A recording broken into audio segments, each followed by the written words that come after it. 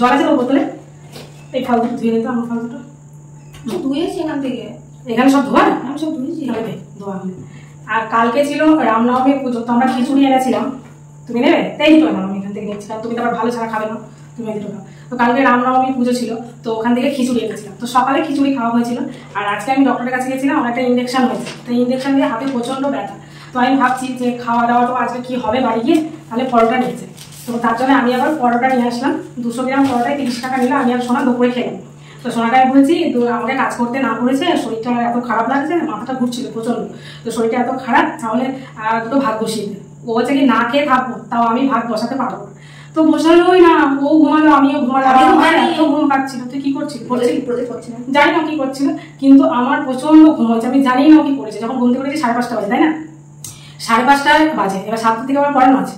তো আমি তখন বলছি কি ওপর থেকে তাহলে হাঁড়িটা নিতে, তাই আমার মেয়ের কত কষ্ট। তো হাঁড়িটা যারা ঢেলে দিল, চালটা আমার উপরে, যদি আমি চাল দিলাম তাহলে আরো ঢেলে দেবে। তখন আমি নিজেই রাগ করে চালটা এনে ভাত বসিয়ে দিলাম, ডাল সেদ্ধ ভাত, আর হচ্ছে কি এখনই দাদা দুধ দিয়ে গেল, তো সেটা দিয়ে খেলাম। তাহলে ভাবো আমি কাজ না করতে পারলে এই সংসারটা ঠিক কতটা পরিমাণে অচল, ভাবতে পারছো? সত্যি আমি কাজ না করতে পারলে এই সংসার একেবারেই অচল। একদম কিছু করিনি, একটা ভুল না করেছি। কি করেছি? ওই পরোটা খেয়েছিলাম, ওই থালাটা শুধু ধরেছি, সকালে খিচুড়ি খাওয়া থালা বাটিটা ধুয়েছি আর একটু মুছে দিয়েছি একটু কাজ। এখন আবার রাতে রান্না করলাম আমি। আজকে দিনে আমি 2বার ঝাড় দিয়েছি পুরো বাড়ি। একবার ঝাড় দিয়েছি, আমি বলছি কি আরেকবার ঝাড়তে, বলছি নিজের কাজ সকালে দেবো, তাহলে ভাবো।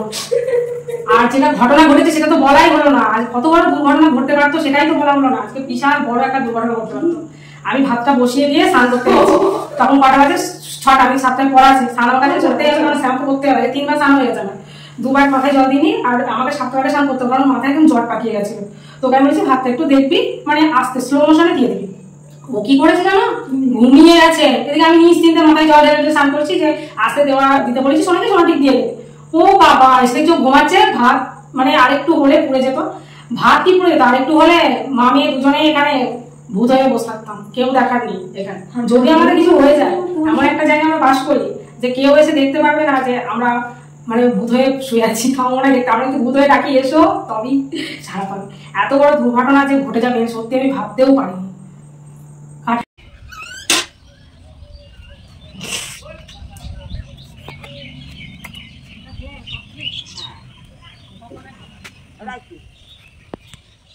Hi guys, good morning. তোমরা সবাই কেমন আছো? আশা করছি তোমরা সবাই খুব খুব ভালো আছো, আমিও খুব ভালো আছি। তো এখন বাজে সকাল 9। তো আজকে আমি কি করি চলো তোমাদের সাথে সেটাই শেয়ার করবো। আর এখনকার ব্লগগুলো ঠিক কেমন লাগছে তোমরা অবশ্যই আমাকে জানাবে। আর দেখেছো আমি বিছানাটা গুছিয়ে নিয়েছি, তারা একটু দেখায় তোমাদেরকে। বিছানাটা সকালবেলা গুছিয়ে, তো সকালবেলা উঠে আমি আমার খাবার নিয়ে চলে এসেছি। দেখতে পাচ্ছ 1 গ্লাস দুধ, সাথে হচ্ছে আলুর চিপস। কে কে আমার মতো দুধ আর আলুর চিপস খেতে ভালোবাসো অবশ্যই কমেন্ট করে জানাবে। আমাদের শরীরে হাড় শক্ত রাখতে দুধ হলো মাস্ট। অনেকে হয়তো গ্যাসের প্রবলেমের জন্য দুধ খাও না, কিন্তু তারা অল্প অল্প খাবে, একদমই খাওয়া ছেড়ে দেবে না। একদম খাওয়া ছেড়ে দিলে মানে পরে শরীরের মধ্যে প্রবলেম হতে পারে। আর আলুর চিপসগুলো আমি নিজে করেছি। সত্যি কথা বলতে এত সুন্দর খড়মড়া হয়েছে যে তোমাদের যদি খাওয়াতে পারতাম আমার থেকে খুশি কেউ হতো না। আজকাল আর এত খাওয়া দাওয়া করি না, তাও যে কেন ভাই মোটা হচ্ছে আমি নিজেই জানি না, বিশ্বাস করো। সোনা এখানে পড়বে আর সোনা বলবে একটু বসে থাকো না, আমার কাছে একটু বসে থাকো না। আর আমি যখন পড়াশোনা করতাম আমার মা সারাদিন কাজ করবে চাপে ঘুমিয়ে যেত, কিন্তু আমার বাবা বসে থাকতো 11টা 12টা তাও তো কাজ করো। আর ভালো লাগছে না, বিশ্বাস করো। এত গরমের মধ্যে খাওয়া হয়ে গেল, গ্যাস মোছো, বাসন ধোও, স্নান করো, আর ভালো লাগছে না। এই গরমে মনে হচ্ছে শরবত খাই আর ঘুমাই, অন্য কিছু খাবার অত ভালো লাগে না। কিন্তু খিদে তো আছে মানুষের, খেতে পারে নাকি।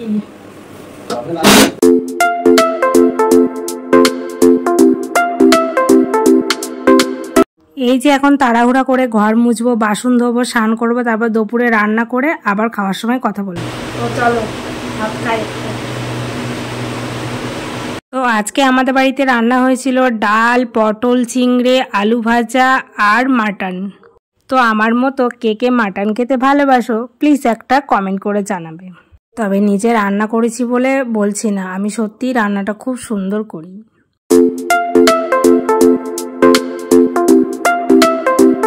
গুড ইভিনিং, এখন হলো বিকেলবেলা, এখন বাজে 4টে। 4টের সময় কেমন রোদ সেটা দেখো। আর চলে এসছে আমাদের জিলিপিওয়ালা। যদি কখনো সুযোগ হয় তোমাদের এই জিলিপিওয়ালার জিলিপি আমি তোমাদের একবার হলেও খাওয়াবো, দেখবে কেমন টেস্টি। একবার খাবে সে জীবনেও ভুলবে না।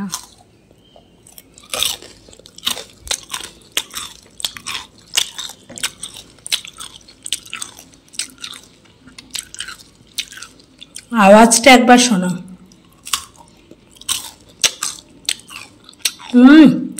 সেই স্বাদ।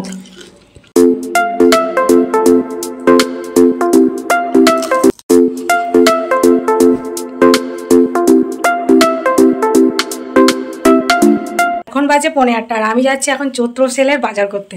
বাজারে যা ভিড়, কি বাজার করব জানি না, তবে যাচ্ছি তো দেখা যাক কি বাজার করতে পারি। আর আমি যেটা ফেলে রেখে চলে যাচ্ছিলাম এখনই, গাড়ির চাবিটা। ঘরটা একটু এলোমেলো হয়ে আছে, থাক আগে বাজার করে আসি, তারপরে পয়লা বৈশাখ চলে আসলো। এখন যদি যেতে লেট হয় তাহলে তোমার যত ভালো ভালো জিনিস আছে সবাই নিয়ে বাড়ি চলে যাবে, আর আমরা তখন খারাপ জিনিসগুলো নিয়ে আসবো। তো যারা যারা আমার মতো আলু খেতে ভালোবাসো এখন আলু কিনবে, মাত্র 10 টাকা কিলো।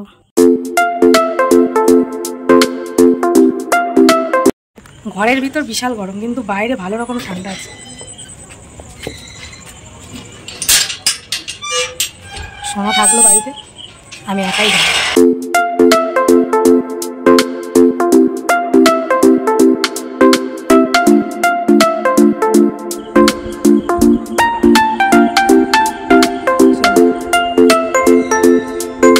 তো প্রথমে চলে এসেছি আমি সিদ্ধেশ্বরীতে, কারণ আমাদের সিদ্ধেশ্বরী বস্ত্রালয়ে আসলে এক দেখায় জিনিস পছন্দ হয়ে যাবেই তো যাবেই। তো এখানে প্রথমে আমি সোনার জন্য একটা গেঞ্জি আর টপ কিনবো, তো তার জন্য চলে এসেছি। দেখতে পাচ্ছ গেঞ্জি আর টপ দেখাচ্ছে, তো ওখান থেকে একটা গেঞ্জি আর টপ কিনে এখন চলে এসেছি আমাদের অ্যাপোলো ফার্মেসি। তা অ্যাপোলো ফার্মেসি কেন এসেছি বলো তো? সোনার জন্য একটা বুস্ট কিনতে হবে, তো তার জন্য এসেছি। তো এখান থেকে আমি সাবান, শ্যাম্পু, কলগেট সমস্ত কিছুই নিই। তো তার জন্য দুটো কলগেটও শেষ হয়ে গেছিলো, তো ওখান থেকে দুটো কলগেট নিয়ে নিলাম, আর 2-1টা সাবান নিয়ে নিলাম, আর সোনার জন্য একটা বুস্ট নিয়ে নিলাম।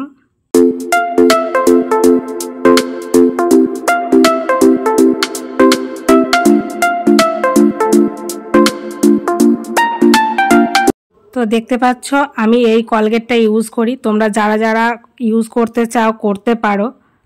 ক্লোজ আপ এই কলগেটটা ইউজ করলে দাঁত একদম সাদা থাকবে। দেখো আমি এটা কোনো অ্যাড দিচ্ছি না বা কোনো কিছু না, এটা আমি নিজে থেকেই বলছি, যেটা আমি উপকার পেয়েছি সেটাই তোমাদের সাথে শেয়ার করলাম।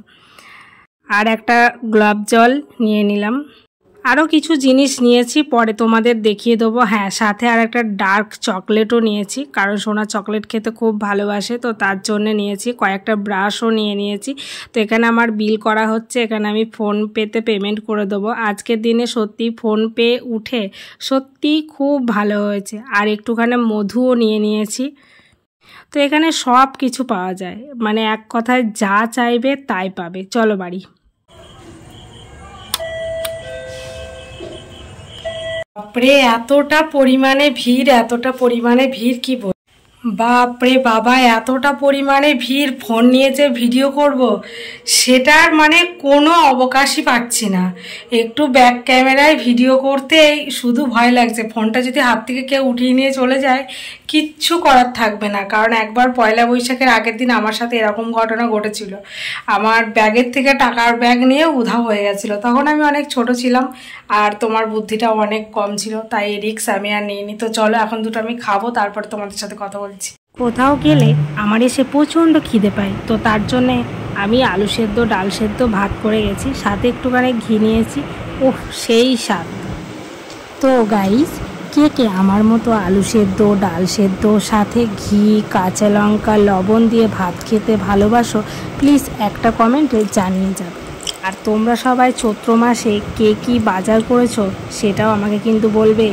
তোমরা কী ধরনের ভিডিও দেখতে ভালোবাসো সেটাও বলবে। তো দেখতে গেলে আমি আলু সেদ্ধ আর ডাল সেদ্ধ দিয়ে দুটো ভাত খেলাম, বাপরে তারপরে শান্তি হলো। কোথাও গেলে আমার প্রচুর খিদে পেয়ে যায়। তো ভাতটা খেয়ে হাতটা ধুয়ে তোমাদের সাথে কথা বললাম, কারণ এখন আমাকে আবার লাইনে যেতে হবে, বুঝেছো? কোনো শান্তি নেই। তারপরে শাড়ি চেঞ্জ করবো, একটু গায়ের মধ্যে জল ঢালবো, তবে শান্তিতে আমি ঘুমাতে পারবো। এখন রাত বাজে 11টা আর সোনা বইপত্রগুলোকে কিভাবে রেখে ঘুমিয়ে গেছে দেখো। এখন আমি এই বই কটাকে গোছাবো, টেবিলটাকে একটু মুছবো, ঘর বাড়ি যতটা পারি একটু গুছিয়ে রাখবো, কারণ সকালে প্রচুর কাজ থাকে, তাই সেরকম সময় হয় না। সো গাইস, আজকে ভিডিওটা আমি এখানে এন্ড করছি। আবার তোমার সাথে দেখা হচ্ছে নতুন একটা ফ্রেশ ভিডিওর সাথে। তোমরা সুস্থ থেকো, ভালো থেকো আর অল টাইমস স্মাইল করো। আর আজকের ব্লগটা লাইক করতে একদম ভুলবে না, ঠিক আছে? টাটা। আর এটা হলো ডার্ক চকলেট।